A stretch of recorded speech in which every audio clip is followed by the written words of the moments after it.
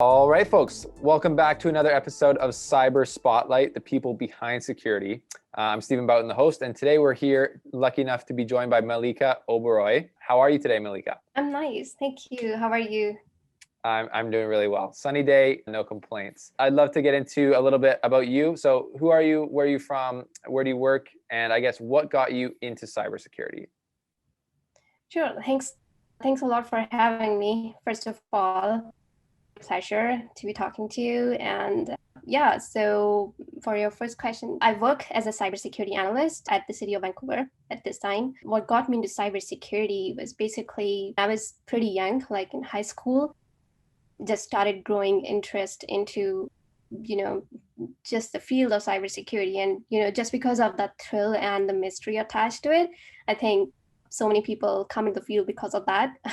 Because they get to play around and tinker around with things and just kind of like that hacker thrill as well. So that's what like kind of grew my interest. I used to come across those articles in newspapers about different attacks and ransomware taking companies apart. So I did just wanted to come into this to be able to have a dynamic field where I have to keep learning, keep growing, and eventually you are helping people be secure, helping companies be more secure, protecting their assets.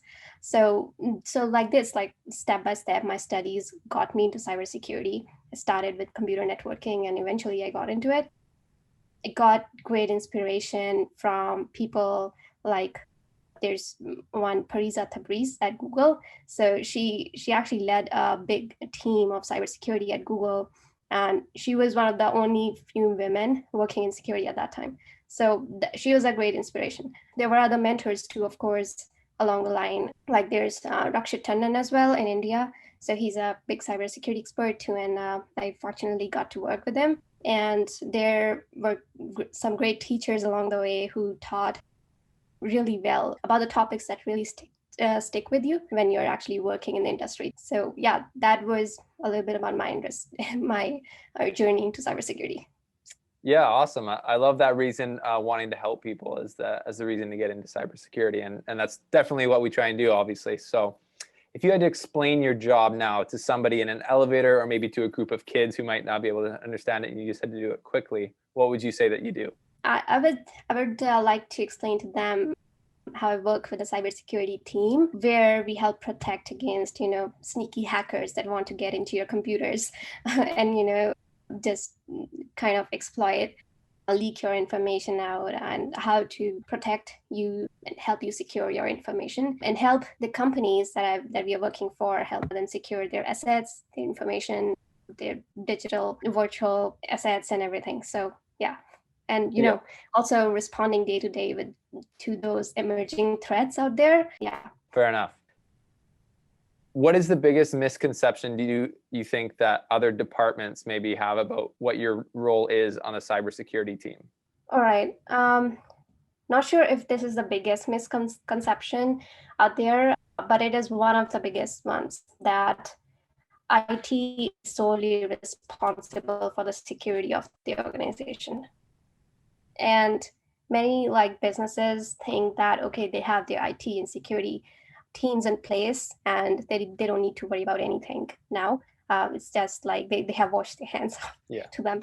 But it's actually the other way around, because it starts from the business level where they are responsible of making decisions, because eventually, ultimately, all the policy decisions and implementations have to go through the business, right? Have to go through the management level, and they decide what things they invest in. Are they investing an ample amount in cybersecurity? Are they investing in their SOC team? Are they investing in security awareness training? Which makes it actually a responsibility of every employee in the organization, because it's like not a one-man job or a one-team job. It's like it's on everybody. The more cyber smart you make your employees, the more protected you stay from threats that actually, like for example, social engineering threats, right? They try to attack your employees, and they try to gain information from them, pretend to be someone else, and you'll get an email. So basically that makes any employee the weakest link in the organization. And if you haven't trained them well, that could weigh very heavily on your reputation.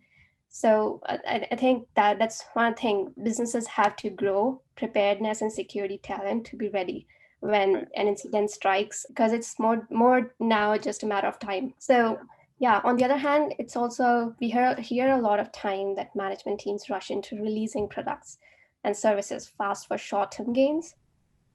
They rush to release, and no organization is really bulletproof.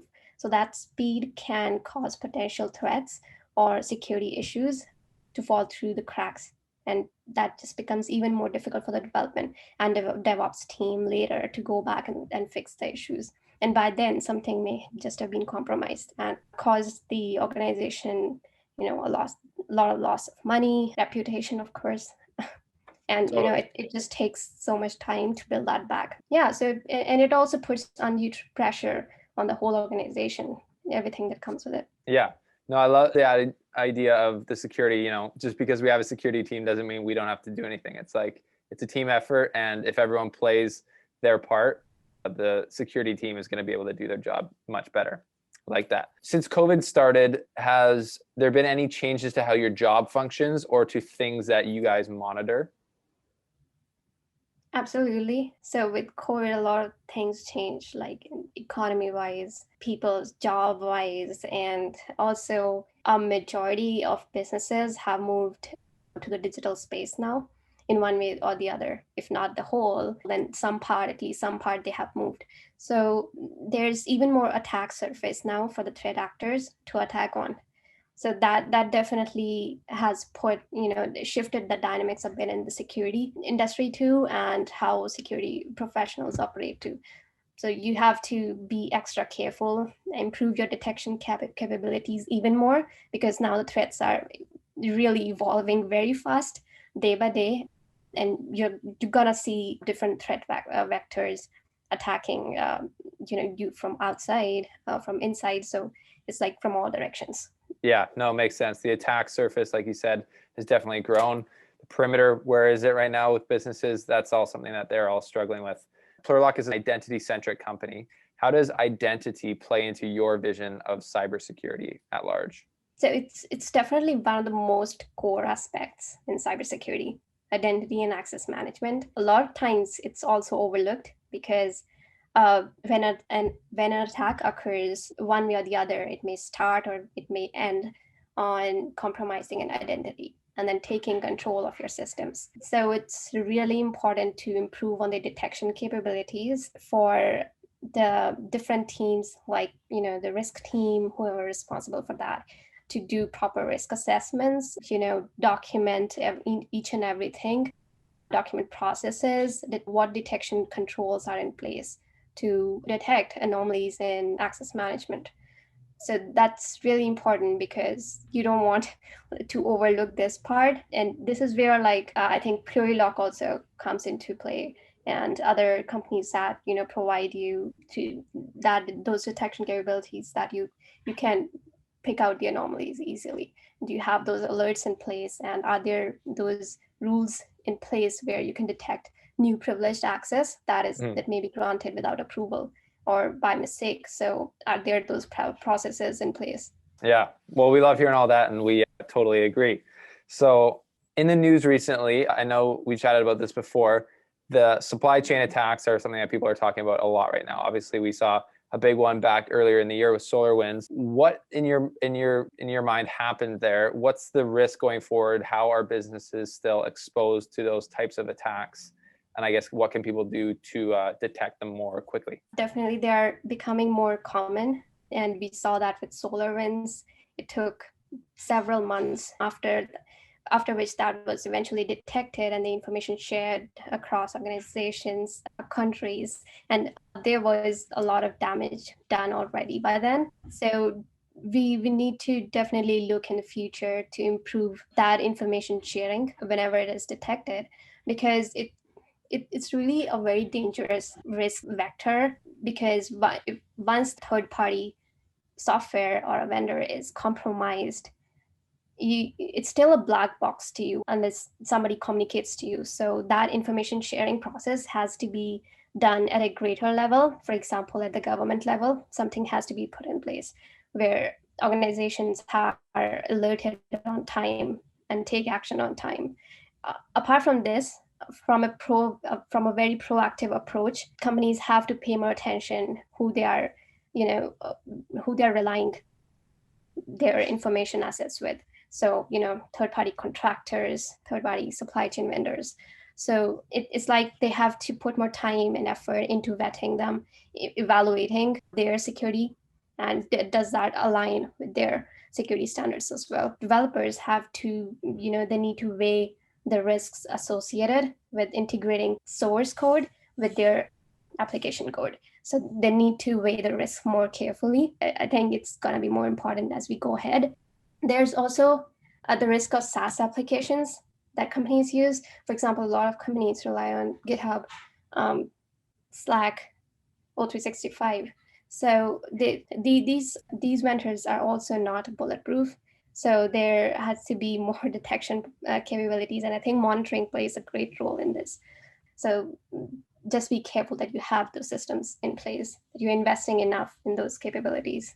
Yeah, no, it's an ever-present threat, and it seems as like companies know that the threats are out there, but there's the people that get breached are still there's a missing link, or there's some type of lack that they had in the detection or proactiveness that they could have taken with their cybersecurity. So what do you think it's going to take to get companies universally to buy into this proactive approach to cybersecurity more?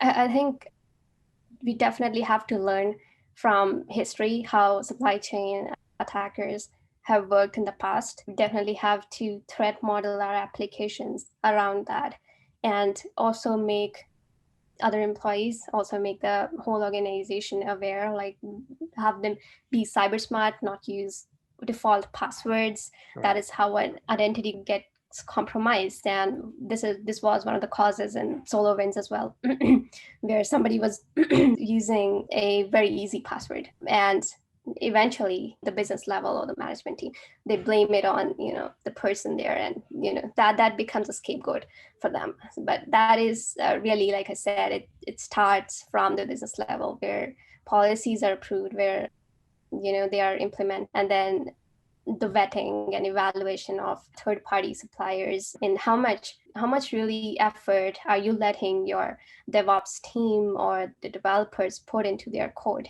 Are you rushing them too much to release it on very quickly, not putting much effort in threat modeling, thinking through different aspects or different areas where that application may get compromised? What are the things that you cannot see? What are the black boxes there, right? So eventually just upping your game in detection capabilities.